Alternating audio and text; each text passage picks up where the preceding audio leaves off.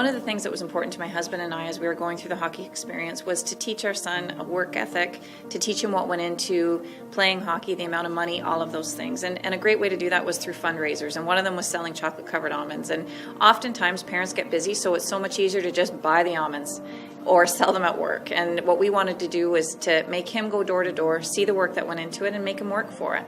And it was painful. He hated us on the day he had to go out and do it. It was cold, but he went door to door. He sold the chocolate-covered almonds, and he came home and made money and felt quite proud of himself. And it gave him a chance to put some work towards being in hockey and being a part of it, and he felt quite proud of himself after, and it taught him a great lesson in the meantime. Maybe when they were younger and still in minor hockey, but I can honestly tell you that now they realize all the time and effort that we put in as parents. They certainly appreciate us more now, and I think that's just because they're older. I have a better understanding for it now, but I still don't have kids that are doing that. So I still don't think I fully appreciate it. I see the parents that do it, and it's impressive, but no, I don't think I fully understand it even now. My dad coached the Adam A1 team, and he cut me my first year trying out for anything.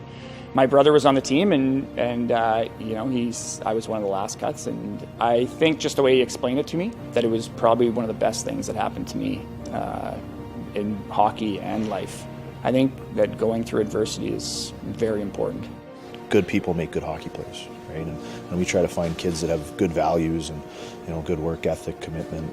We have the ability to, you know, to teach those kids the skills, but sometimes those life ones and the mental skills are a little tougher ones to do. So, you know, if we can find some kids that already have those, that's a big help. A friend of mine, a coworker, tagged me on this article on Facebook about this little boy who was practicing on a little puddle of frozen ice in Abbotsford. And I watched it and I kind of giggled and I thought, that's awesome. Like, Bailey, look at this. So he looked and he went, that's awesome. So he read the article attached to it, and the article had indicated that Marcus wanted to play, but he wasn't able to.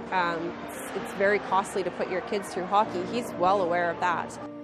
It kind of got to me that he's on a small pond in a parking lot, and if I were to see that, I wouldn't do anything. I would look at it and say there's a frozen puddle. But he looks at it as a place to go skate, and he puts his gear on and goes and just for a small amount of time just goes out and just skates. So he's on his phone, he's Googling, he goes, well, why don't we set up a GoFundMe account and raise money for Marcus? Yeah, sure. Will you help me write it?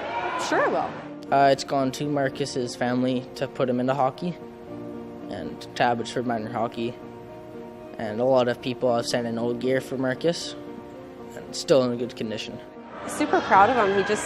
Something he wanted to do. He looks at the goalies as his brothers and sisters, and he said, you know what, that's crap. Like, it's a shame that a kid can't play hockey because of money. And I said, but that's a reality. And he goes, you have somebody, maybe he has a bunch of potential and we'll never know because he wasn't able to play. You know, I can remember getting my first pair of pads, my first pair of actually goalie skates, and then getting kitted out with the rest of the equipment. It was a big cost. You know, I walk into the stores today and I just cannot believe what it costs for equipment and you know what moms and dads have to sacrifice so their children can enjoy the sport they love.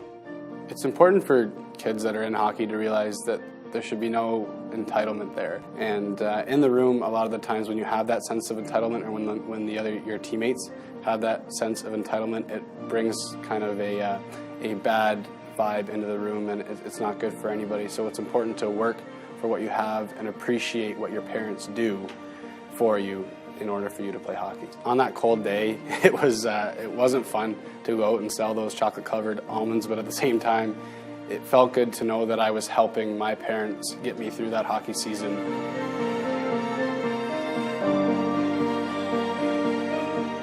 For more information on the Lessons from Behind the Glass video series, visit bchockey.net or lessonsfrombehindtheglass.com.